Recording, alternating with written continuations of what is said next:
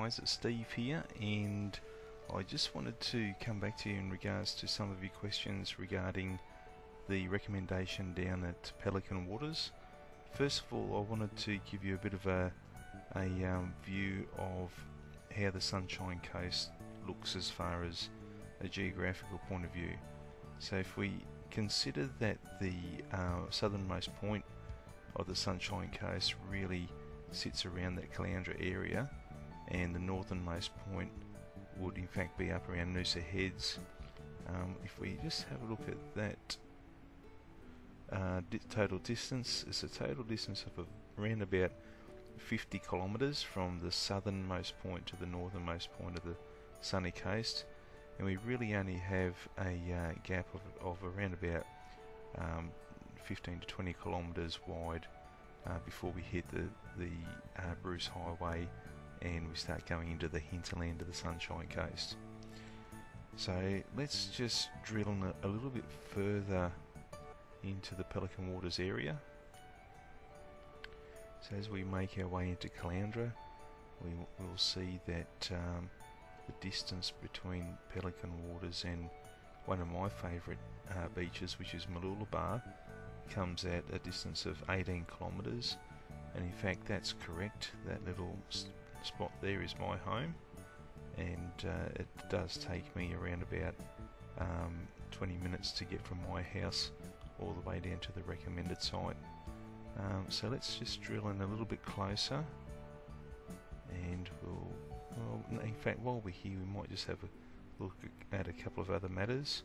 So just north of Mooloolaba we'll find the airport, the Maroochydore Airport, and that's a very popular airport for not just tourists but also for a lot of business operators and in fact mining workers.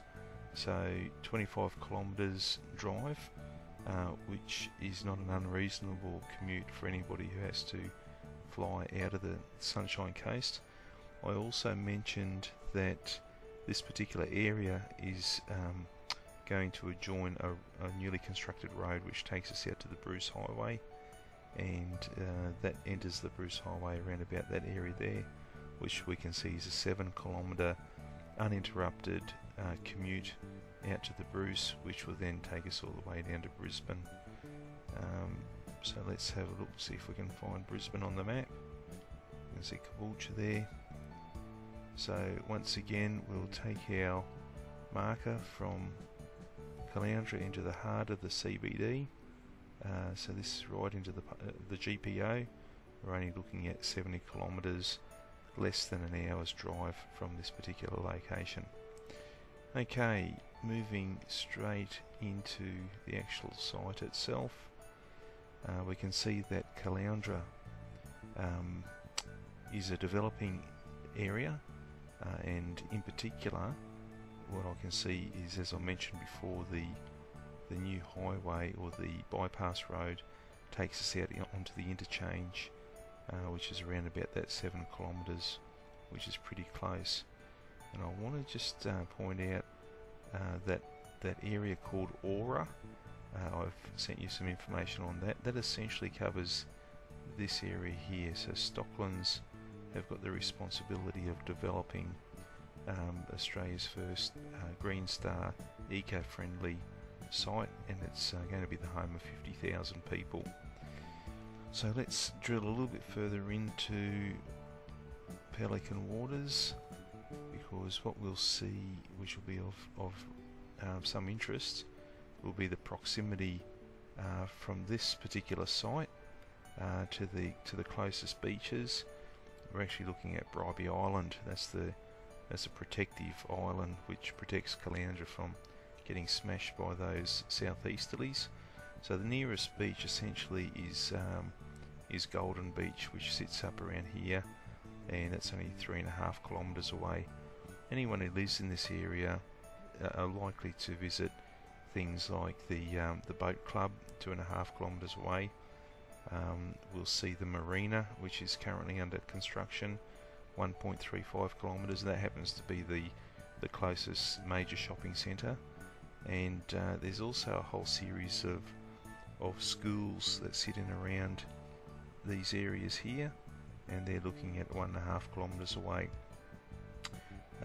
This Pelican Waters Golf Club, just over a kilometre away, very popular for the local golfers.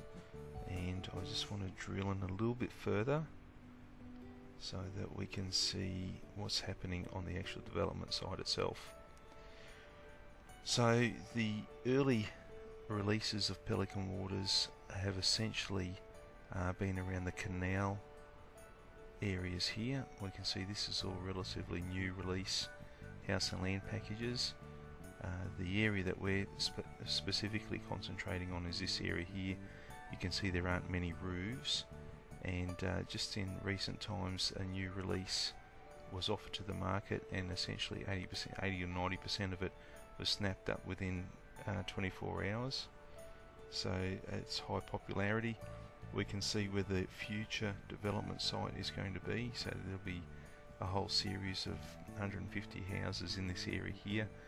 And once again, what I like about this area is the proximity to the creek. As a kid, I caught many mud crabs in and around these areas here. That's a 450 metre walk from the house that I'm recommending, and we'll also see that there's plenty of man-made lakes over in these areas adjoining the golf course. So let's have a interesting view of where this sits compared to the rest of the coast. I'm just going to tilt this a little bit, so once again you can see the southernmost point of the Sunshine Coast, probably in this area here. We're recommending this particular site here. Heaps of vegetation, national parks. However, we will see aura start to come out of the ground in these areas here. So once again, up to Malulabar, and we specifically want to see how close we are to the hospital. The Sunshine Coast Hospital is sitting just a little bit north of Curramundi. In fact, it's sitting in this catchment area here. So I think I had mentioned to you that the hospital sits around about 10 kilometres as the crow flies, and around about 11 kilometres on the drive. So that'd be correct. That does take about 15 minutes to get to the hospital. This particular belt here is likely to be first home buyers, well, maybe not first home buyers, maybe upgraders, people who just want to move from these developed areas in the semi-rural zone a little bit closer to where they can hear the surf. We'll find that a lot of these people will also want to send their kids to Merredin Plains School. Okay, so in regards to the costs, the relative costs of the package compared to other areas, I've had a really good look at the new releases coming out of the ground in this particular estate, and what I can tell you is that below 500 is the sweet spot. I'm seeing a lot of houses being built on these narrower blocks, and they're typically coming in between 480 to 495,000. This particular block here is 495.